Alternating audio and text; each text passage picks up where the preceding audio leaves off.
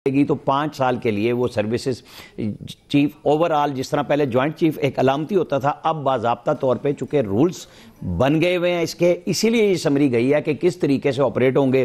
तीनों मुसल्लह अफवाज की तरफ से उनको सलामी दी जाएगी GHQ में, और उसके साथ ही वजीर आज़म को वो अपनी एक रिकमेंडेशन भेजेंगे नई स्ट्रेटेजिक फोर्स के कमांडर के लिए।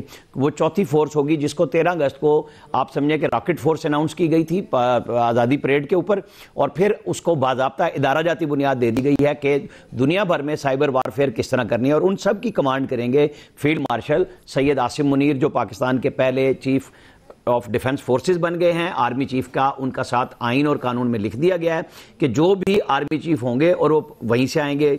जो स्ट्रेटेजिक कमांड है उसका भी लिख दिया गया है कि वो पाकिस्तान आर्मी से एक जनरल आएंगे। इस तरह एयर चीफ मार्शल को दे दी गई है। तो जो इंडिया के ऊपर इस वक्त बरस रही होगी, जो यहाँ पे इंडियन हमायती हैं, उनके गले में भी पड़ी हुई है बात कि ये क्या हो गया है। जो लोग गिन रहे थे, 3 महीने से गिनवा रहे थे कि आर्मी चीफ की मुद्दत मुलाजमत 29 नवंबर को खत्म हो रही है, उसी खदशे को वो बेच रहे थे। नेशनल मीडिया पे भी बदकिस्मती से लोगों ने उस सौदे को बहुत बेचा, और ये क्लियर था। और फिर जो जहीर सिद्धू की एक्सटेंशन हुई है वो 19 मार्च 2026 से अगले 2 साल के लिए हुई है। और आर्मी चीफ का नया टेन्योर है जो 5 साल का है, वो आज से शुरू होता है या कल होता है। बहरहाल अब ये दिसंबर 2030 तक पाकिस्तान के आर्मी चीफ हैं, फील्ड मार्शल वो ताउमर हैं, और चीफ ऑफ डिफेंस फोर्सेस अब वो कहलाए जाएंगे नोटिफिकेशन के साथ।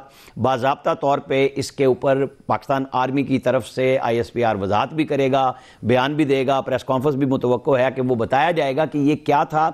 ये जो चाय की प्याली में तूफान डाल के एक पूरे मुल्क में हिजान बर्पा किया गया था, उसकी भी वजाहत होगी कि कौन लोग इसमें शामिल थे। ये बात समझने की है। जब Syed Asim Munir chief of army staff बने थे, उसके बाद ISPR ने डिफेंस रिपोर्टर से कहा था कि आपने बहुत खबरें कर ली, आइंदा हम पाकिस्तान आर्मी के अंदर तबादलों की आपको कोई खबर नहीं देंगे, और आप भी मेहरबानी किया करें।